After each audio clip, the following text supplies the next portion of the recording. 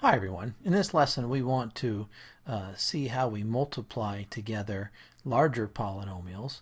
And so here's an example of a binomial by a trinomial.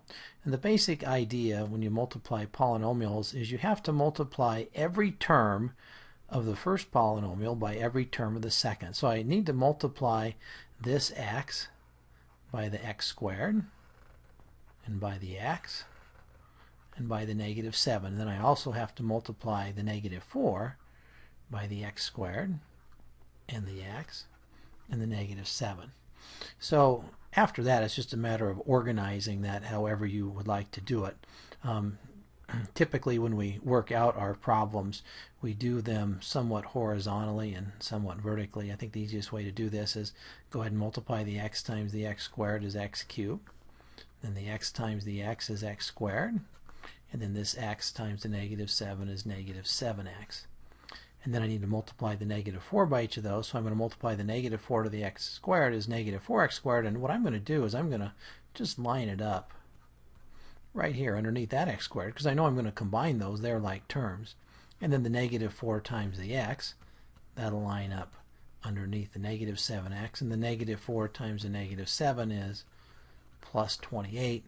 Then everything's nice and organized for you to quickly add together your like terms. And I get this result. Okay?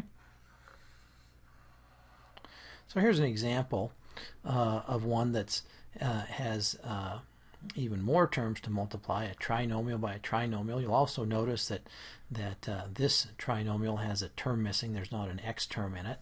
And so the question is posed in terms of a function. I have a polynomial p of x, a polynomial q of x, and it asks us to find p times q of x, which is just equal to p of x times q of x. So it's really just asking us to multiply those two polynomials together, another way of asking the same thing. Alright, so I'm going to go ahead and multiply x squared. I think I'll do this one just vertically. That's sometimes easier. X squared minus x plus 1, and then I've got an x cubed plus x squared plus 5. And I'm going to write them this way because this sort of reminds us of the way we multiply using arithmetic with several numbers. And again, the idea is I have to multiply each of the terms in this polynomial by each of the terms here. So I'm going to start with this one here, x cubed times x squared is x to the 5th. And then I multiply the x cubed times a negative x, that's a negative x to the 4th. And then I've got an x cubed times 1, that's x cubed. Alright, and then I'm going to multiply the x squared. I'm going to come down here and multiply the x squared by each of those three on top. So x squared times x squared, that's x to the 4th. And then I got an x squared times a negative x, that's a negative x cubed. And then an x squared times 1 is x squared. Then I move over to the 5. I need to multiply the 5 by each one of those. So I got 5 times x squared. And I don't want to line it up here because that's the cubes, right? I want to line it up under this one. 5x squared and then a minus 5x, right? The negative x times 5, and 5 times 1 is 5. There's nothing inherently special about the way I organize these. If you would have put the x cubed polynomial on top and done it, you would have had to arrange things slightly differently in order to make the terms line up. But the big idea is to just organize things to make it easy on yourself to be able to quickly add those like terms. Okay, so I've got an x to the 5th, and these are going to cancel, right? 0x to the 4th and 0x cubed and 6x squared minus 5x plus 5. Okay, so looks like my final answer, I don't like to leave that space between it, x to the 5th plus 6x squared minus 5x plus 5. Okay, so that would be the product of those two polynomials. I have one last one I'd like to talk about as well. This is m plus n plus 2 times m plus n minus 2. And there's a couple ways that we can do this problem.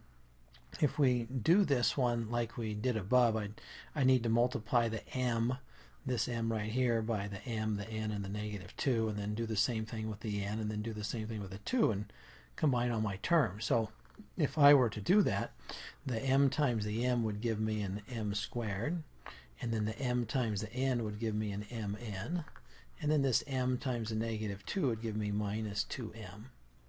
Now I do the same thing with the n times n, n times this m is mn, so I'll put that under this one.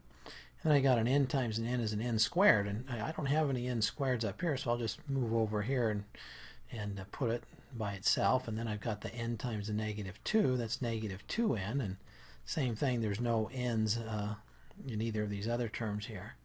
Now do the 2, I got 2 times m.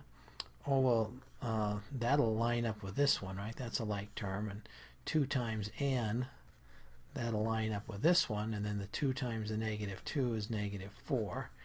So I think I've multiplied everything, and I can go ahead and combine some terms. So notice I get m squared here, and I get a 2mn here, and these are going to cancel, aren't they? Those will cancel, and same thing over here, the minus 2n and the plus 2n, they'll cancel.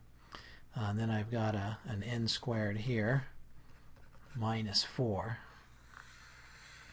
Okay, I mentioned there is another way to do this problem, and the way makes use of the special products, if you've learned those. Notice that you could also write this grouping together. Notice that m plus n, you could think of that as a single quantity, m plus n plus 2, and then m plus n minus 2. So if I just put some parentheses in there, and you should recognize that this is exactly the same as what I have here. I just added in some extra brackets and parentheses because I want to think of this m plus n as a single quantity. I like to call it Bob. I call this Bob.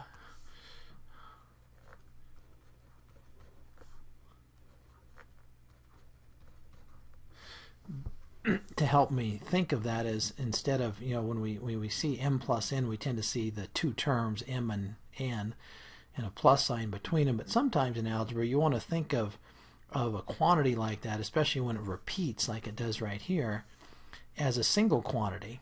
So this is going to be like multiplying Bob plus 2 times Bob minus 2. I'm saying, well, that's a special product. That's real quick. I can do that in my head. That's going to be Bob squared minus 4, right? Because I know that these outers and inners are going to cancel.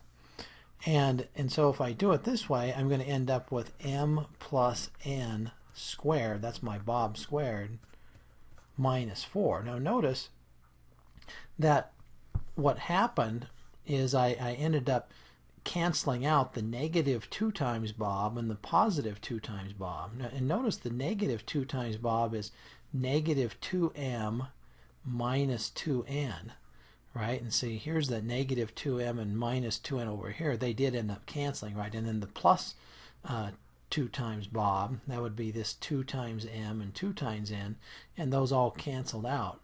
So if I think of this as, this quantity plus 2 and then the same quantity minus 2, I got Bob squared minus 4, and then I can use my other special product to just multiply this out. Remember, the product, or the square of a binomial, is going to be the first number squared, and then the m times the n doubled is 2mn, and then the n squared, and then the minus 4.